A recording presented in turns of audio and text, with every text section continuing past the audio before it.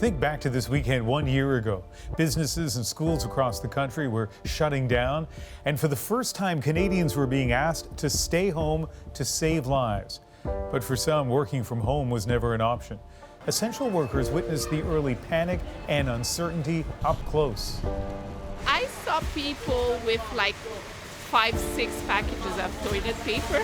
They could never have imagined they'd be working through a pandemic. They were forced to adapt and to protect themselves.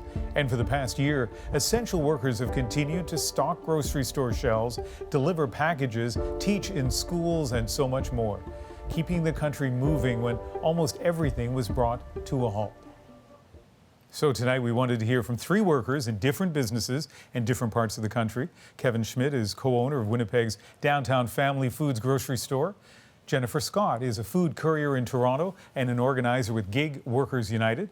And Kulwant Sahota is a taxi driver and the president of Yellow Cab here in Vancouver. So I'd like all 3 of you to think back 52 weeks ago tonight, Friday, March 13th. And I'm going to start with you, Kevin. What do you remember? Well, for me, it's very vivid because my wife and my mother-in-law both share birthdays on the 13th. So for us, dinner plans got canceled. And besides that, I had staff coming up to me in the store saying, well, what are we supposed to do? How is this going to work? And also having staff concerned about with this virus going around, what are we supposed to do? Nervousness of coming to work. So it was a very tense situation at the store for us. And Jennifer, was it tense for you? Yeah, I remember spending that day talking to other gig workers and wondering if we were going to be able to keep working. If we had to stop working, would we be able to buy enough food or pay our rent? And I remember that being more important than the conversation around what would happen if we got sick. Kulwant? Yeah, this is when the restrictions came out too for us. We were supposed to be having a gathering and it got cancelled, and we were running around trying to get equipment for the taxi, the cleaners and everything. That was all cleaned out of the stores. I think back to how afraid so many of us were in those early weeks, the places that were closing down. Kulwant, were there times where either you or your family said, I don't think it's safe to be driving a cab right now? Well, yeah, with lots of other operators on the roads too. I mean, our fleets, they went down from about 300 to about 60 cars.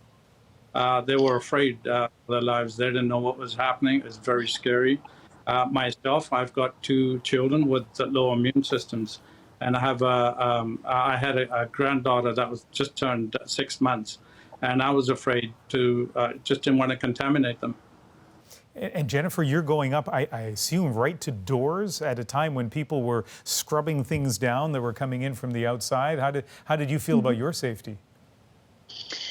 Yeah, I mean, as gig workers, we don't have access to any health protection. So I didn't have any personal protective equipment provided by an app. I had to pay for those things myself, and sometimes that was a barrier. And if I got sick, which was something obviously I was thinking about a lot, I knew that I didn't have any paid sick days if that happened. And I found that to be sort of the most traumatizing thing. Kevin, what about at your store? What was the mood and what was the sense that you had and your workers had about their safety? Everyone was extremely concerned for their safety.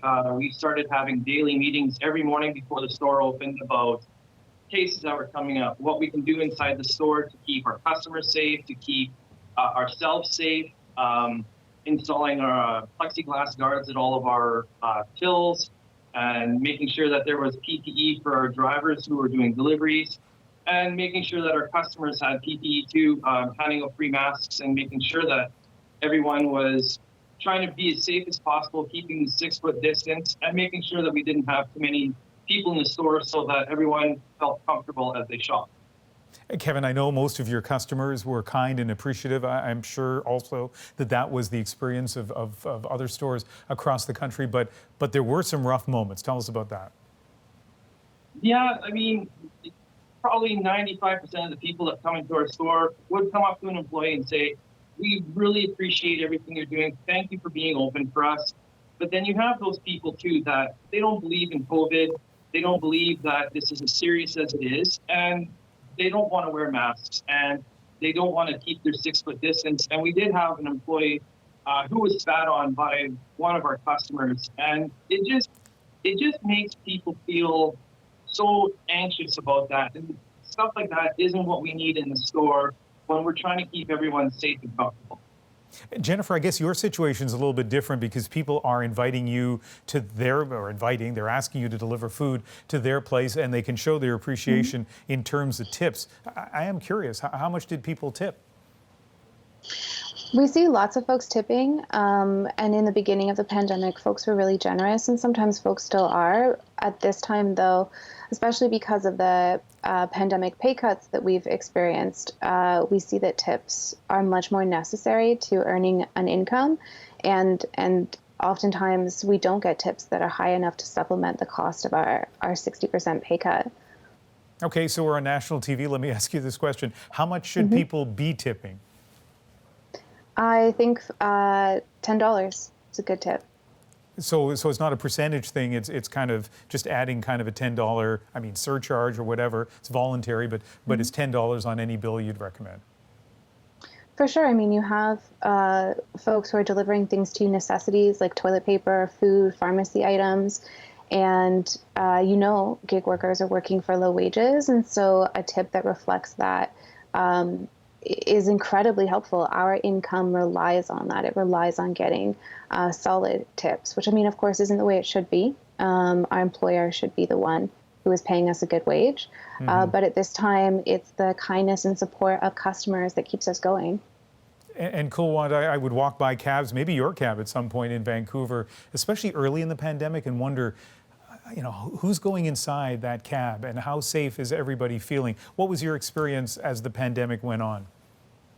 Well, as soon as we got around, we wrapped our the seats with polythene just to start off with, so that divided the passengers from the drivers.